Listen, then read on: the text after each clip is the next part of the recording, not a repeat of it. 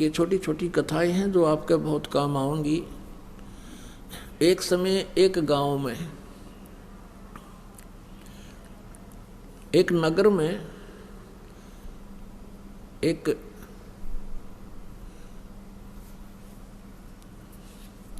सेठ रहता था और उसने अपने गुरुजी से जो ज्ञान प्राप्त किया था उससे ये पता लग गया था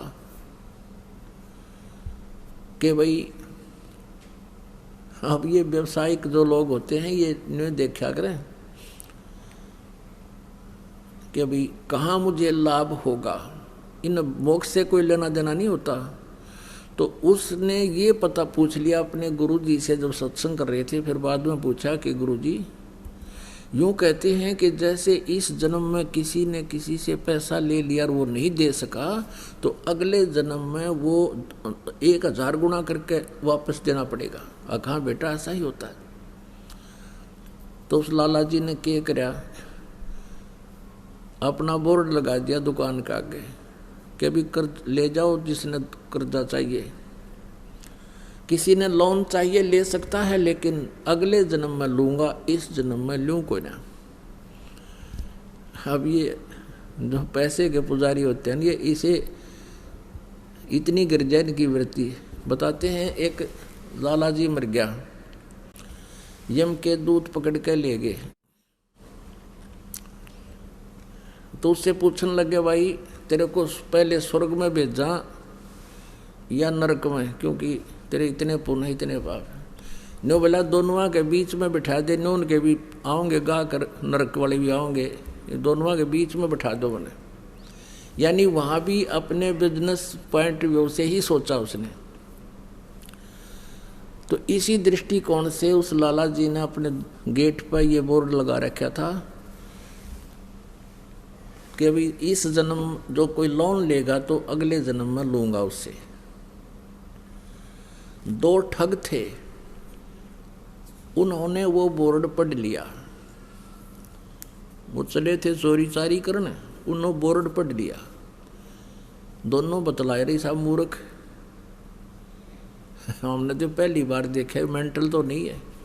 अब उससे बात करी, भाई लाला जी हमने 200 रुपये कर्ज दे दे। बोला ले ले भाई। वो पक्का करे थे, वो कहने लगे भाई देखा हम तो जल्दी देवांगे, व्यवहार के पक्के आदमी हैं। वो कहने लगा ना भाई मैं तो अगले जन्म में लूँगा। अब उन्होंने फिर पक्का कर करना, भाई हम तो 6 महीना के भीतर तेरे वापस दे देंगे ब्याज रुपया। वो बोला ये ब्याज लूँगा और अगले जन्म में लूँगा, ना तो जाओ तुम। तो उन्होंने सोचा अच्छा भाई ले अगले जन्म में ले। उन तो ठगना था ही वो। उन दोनों ने अपने 200 रुपये या जैसा भी 100 या 500 लिए और दरे गठड़ी में चल पड़े। आगे वो चलते जा रहे थे। एक गांव के बाहर एक तेली का घर था। पहले तेली होते थे, कोल्लू चला करते थे बैल से, और उसमें सरसों पीड़ा करते थे और तेल बनाते थे। उस तेली के आंगन में कोल्लू लग रहा था। एक बैल तो चल रहा था, कोल्लू चला रहा था। एक वहाँ खड़ा था, पेड़ से बांध रखा था। तेली किसी कामवश गांव में गया हुआ था। वो दोनों वहाँ रुक गए, जलपान कर ले, पानी पी लेते हैं। उन्होंने पानी पिया तो दोनों बैल बतलावे थे, आपस में बातें कर रही थी। अब जो बैल चल रहा था उसमें कोल्लू में उसने पूछा जो बैल खड़ा था कि भी तेरा कितना लेन देन इस तेली के साथ बचा है। अब वो खड़ा बैल कह रहा है कि अभी कल जो है ना एक व्यक्ति आएगा और मुझे इससे मोल ले जाएगा 200 या 400 रुपये में। वो उस तेली का वो इतने पैसे मांगता है, और वो जो मुझे लेने आएगा वो मेरे 1200 रुपये मांगता है। उसके सारा हिसाब किताब लाकर 1200 रुपये ब्याज ब्यूज के हो रहे हैं। और वो फिर क्या होगा, मुझे यहाँ से ले जाएगा। आगे एक राजा ने हाथियों का युद्ध करवा रखा होगा आपस में भिड़ंत, और उसमें इनाम रखा होगा 12 रुपये का रखा हुआ है। मुझे वो ले जाएंगे तो उनका वो तमाशा देखने लग जाएंगे हाथियों के झगड़े लड़ाई को, और मैं उस हाथी को हरा दूंगा जिसने सबको पराजित कर दिया होगा, और फिर मुझे 1200 रुपये का इनाम मिलेगा मेरे उस मालिक को जो यहाँ से ले जाएगा। मेरी मृत्यु हो जाएगी, मेरा और उसका हिसाब बराबर हो जाएगा। भाई मैंने पिछले जन्म में उसने जो ना 20 रुपये लिए थे, आज वो 1200 हो गए।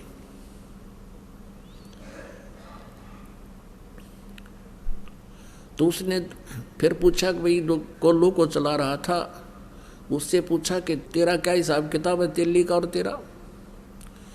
उसने कहा भी मेरा और इसका हिसाब पूरा होने वाला है और मैं अब घंटे 2 घंटे में मर जाऊंगा। इतने में वो तेली आ गया और उनका कलेजा हिल गया। अकरे तेरा गजब हो गया, बैल बोले, और बैल बोले है तो बस साची ये पाओगी, ये तो अनहोनी है, भगवान ने बुला रहा है इन्हें। तो उनने सोचा भी आज रुकना पड़ेगा यहाँ और कल देखेंगे यू मरेगा किस टाइम यू बैल और वो किस टाइम ग्राहक आएगा। तेली आ गया, उनसे पूछा भाई कौन हो, कहाँ से आई हो? उन्होंने बता दिया ऐसे हम जा रहे थे रास्ते में पानी पीने लग गए। और वो तेली बोला भी कोई बात ना, अब देर हो गई है, शाम रुक जाओ, सुबह जाइए का। अच्छा भाई, वो तो रुकना ही चाह थे। 2 घंटे के बाद वो बैल जो चल रहा था उसकी मृत्यु होगी,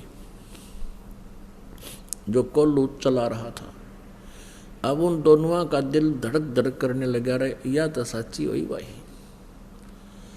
उधर से अगले दिन सुबह एक व्यक्ति आया और उस तेली से कहने लगा भाई कोई बैल बता मुझे, या तेरे पास होता है बैल दे।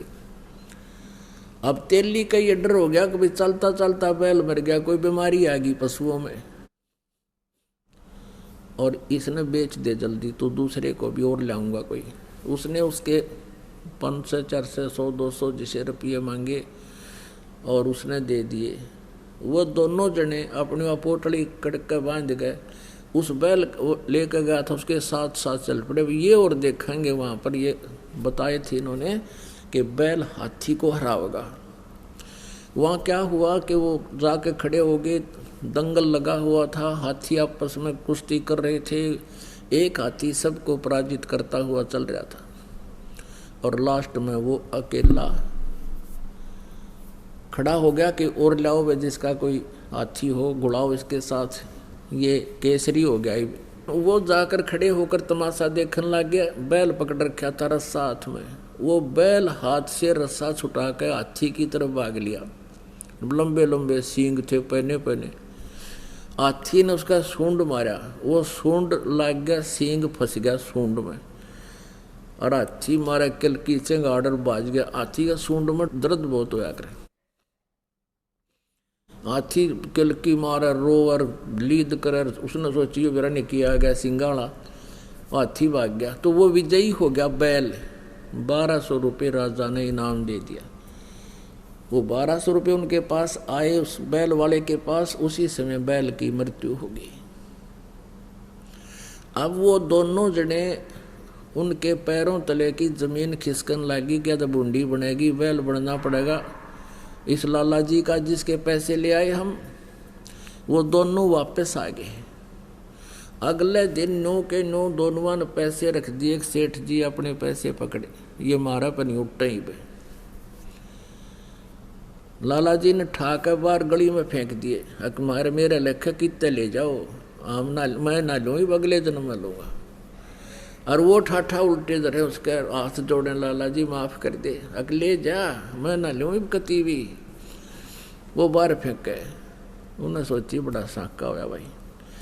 अब वो उठा कर उसने वैसे तो गिरे क्यों कर, क्योंकि देना पड़े, वो तो बहुत सुरक्षित रखने पड़े उनको, कदे को छीन भी ना ले जा, थारे बचाव रखें।